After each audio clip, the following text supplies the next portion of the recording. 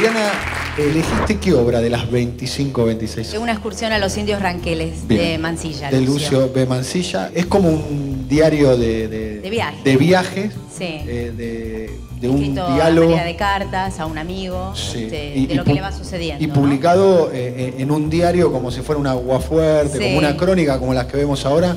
Es de todos los libros que vamos a presentar el día de hoy, es el primero cronológicamente, es de 1870, digamos. Mirá. Y un hombre con mucho sentido del humor, Lucio. Elegí al más antiguo, no sabía. Sí. Me impresiona que siendo el más antiguo de todos, para mí fue el más actual desde el humor, ¿no? Lo empecé a leer y dije, este tipo piensa como yo. Tiene el mismo sentido del humor, me pareció sumamente actual. Y lo más interesante, por lo cual elegí el fragmento que elegí, es que se ríe de sí mismo. Y creo que en un momento en el que estamos todos un poco muy sumidos al ego propio, a mirarnos el ombligo, alguien que se ríe de sí mismo para después poder hacer una crítica un poco más formal al resto, me pareció interesante. Bueno, por lo pronto el libro más o menos cuenta, entre otras cosas, que lo mandan a negociar con los ranqueles. Con los ranqueles, con el jefe de los ranqueles, con Mariano Rosas, que no era el nombre original, pero una especie de cacique ranquel, cooptado casualmente por Juan Manuel de Rosas, y cambia un poco la mirada que tiene, y revisa un poco la mirada más tradicional de la literatura que casualmente había dado Facundo en el Sarmiento. También, claro, por eso, claro. Es muy interesante porque es como la primera mirada revisionista sin serlo, porque es un tipo sí, de la alta sociedad, del cuño liberal, ¿o no? Pero sí, pero se pone del lado de ellos, ¿no? Me gusta que se pone de igual a igual, que habla, que los conoce, que realmente se permite tener una relación con ellos. Y por eso lo elegí, porque me gusta que lo hace más par, ¿no? No sé dónde te hallas ni dónde te encontrará esta carta y las que le seguirán. Si Dios me da vida y salud. Hace bastante tiempo que ignoro tu paradero, que nada sé de ti, y solo porque el corazón me dice que vives, creo que continúas tu peregrinación por este mundo. Y no pierdo la esperanza de comer contigo a la sombra de un viejo y carcomido algarrobo, o entre las pajas al borde de una laguna, o en la costa de un arroyo, un churrasco de guanaco, o de gama, o de yegua, o de gato montés, o una picana de avestruz, boleado por mí, que siempre me ha parecido la más sabrosa. A propósito de avestruz, después de haber recorrido la Europa y la América, de haber vivido como un marqués en París y como un guaraní en el Paraguay, de haber comido mazamorra en el Río de la Plata, charquicán en Chile, ostras en Nueva York, chipá en la Asunción, recuerdo que una de las grandes aspiraciones de tu vida era comer una tortilla de huevos de aquella ave pampeana en Nahuel Mapo, que quiere decir lugar del tigre. Los gustos se simplifican con el tiempo y un curioso fenómeno social se viene cumpliendo desde que el mundo es mundo. El macrocosmos, o sea, el hombre colectivo, vive inventando placeres, manjares, necesidades. Y el microcosmo, o sea, el hombre individual, pugnando por emanciparse de las tiranías de la moda y de la civilización. A los 25 años somos víctimas de un sinnúmero de superfluidades. No tener guantes blancos frescos como una lechuga es una gran contrariedad. Y puede ser causa de que el mancebo más cumplido pierda casamiento. ¿Cuántos dejaron de comer muchas veces y sacrificaron su estómago en aras del buen tono? A los 40 años, cuando el cierzo y el hielo del invierno de la vida han comenzado a marchitar la tez y a blanquear los cabellos, las necesidades crecen. Y por un bote de cold cream o por un paquete de cosmético, ¿qué no se hace? Más tarde, todo es lo mismo.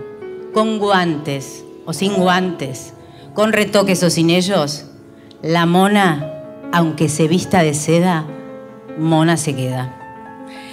Lo más sencillo, lo más simple, lo más inocente es lo mejor. Nada de picantes, nada de trufas. El puchero es lo único que no hace daño, que no se indigesta, que no irrita. En otro orden de ideas, también se verifica el fenómeno. Hay razas y naciones creadoras, razas y naciones destructoras. Y sin embargo, en el irresistible corso y ricorso de los tiempos y de la humanidad, el mundo marcha. Y una inquietud febril mece incesantemente a los mortales de perspectiva en perspectiva, sin que el ideal jamás muera. Pues cortando aquí el exordio te diré, Santiago amigo, que te he ganado de mano. Supongo que no reñirás por esto conmigo dejándote dominar por un sentimiento de envidia. ten presente que una vez me dijiste, censurando a tu padre con quien estabas peleado, ¿sabes por qué razón el viejo está mal conmigo? Porque tiene envidia de que yo haya estado en el Paraguay y él no. Es el caso que mi estrella militar me ha deparado el mando de las fronteras de Córdoba, que eran las más asoladas por los indios ranqueles. Ya sabes que los ranqueles son esas tribus de indios araucanos que, habiendo emigrado en distintas épocas de la falda occidental de la cordillera de los Andes a la oriental y pasando los ríos Negro y Colorado, han venido a establecerse en el río Quinto y el río Colorado al naciente del río Chalileo. Últimamente celebré un tratado de paz con ellos que el presidente aprobó con cargo de someterlo al Congreso. Yo creía que siendo un acto administrativo no era necesario, que sabe un pobre coronel de trotes constitucionales. Aprobado el tratado, en esa forma surgieron ciertas dificultades relativas a su ejecución inmediata. Esta circunstancia, por un lado, por otro cierta inclinación a las correrías azarosas y lejanas, el deseo de ver con mis propios ojos ese mundo que llaman tierra adentro, para estudiar sus usos y costumbres, sus necesidades, sus ideas, su religión, su lengua, e inspeccionar yo mismo el terreno por donde alguna vez quizás tendrán que marchar las fuerzas que están bajo mis órdenes. He aquí lo que me decidió, no a mucho y contra el torrente de algunos hombres que se decían conocedores de los indios, a penetrar hasta sus tolderías y a comer primero que tú, en Nahuel Mapo, una tortilla de huevo de avestruz. Nuestro inolvidable amigo Emilio Quevedo solía decirme cuando vivíamos juntos en el Paraguay, vistiendo el ligero traje de los criollos e imitándolos en cuanto nos lo permitían nuestra sencillez y facultades imitativas: Lucio, después de París, la Asunción. Y yo digo, Santiago, después de una tortilla de huevos de gallina frescos en el Club del Progreso, una de avestruz en el toldo con mi compadre el cacique Baigorrita. Digan lo que quieran.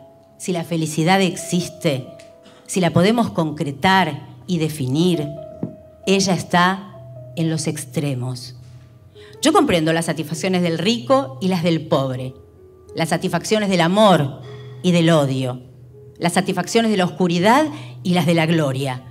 Pero ¿quién comprende las satisfacciones de los términos medios, las satisfacciones de la indiferencia, las satisfacciones de cualquier cosa? Yo comprendo que haya quien diga, me gustaría ser Leonardo Pereira, potentado del dinero, pero que haya quien diga, me gustaría ser el almacenero de enfrente, don Juan, don Pedro, un hombre de pila cualquiera sin apellido, eso no. Y comprendo que haya quien diga, yo quiero ser limpiabotas o vendedor de billetes de lotería. Yo comprendo el amor de Julieta y Romeo, como comprendo el odio de Silvia por Hernani, y comprendo también la grandeza del perdón. Pero no comprendo esos sentimientos que no responden a nada enérgico, ni fuerte, a nada terrible o tierno. Yo comprendo que haya en esta tierra quien diga, yo quisiera ser Mitre, el hijo mimado de la fortuna y de la gloria, o sacristán de San Juan. Pero que haya quien diga, yo quisiera ser el coronel Mansilla, eso no lo entiendo, porque al fin, ese mozo, ¿quién es? Muy bien, por favor. ¿Cómo termina riéndose de sí mismo, de su propio apellido, tiene enorme ¿no? capacidad y además, bueno, Lucio de Mansilla murió en París, un hombre de la elite, lo que era la elite en el siglo XIX, una elite a todo trapo, digamos, ¿no? Y el tipo tenía esa sensibilidad como para rescatar que... Los extremos, ¿no? Ni más ni menos. Es una gran crónica de viaje de un tipo además que ha sido muy viajado. Y me gusta como la mirada que tiene de la felicidad, ¿no? Esto de los extremos. Me pareció que podía ser interesante y que a lo mejor les daba ganas de leer el libro, como a mí.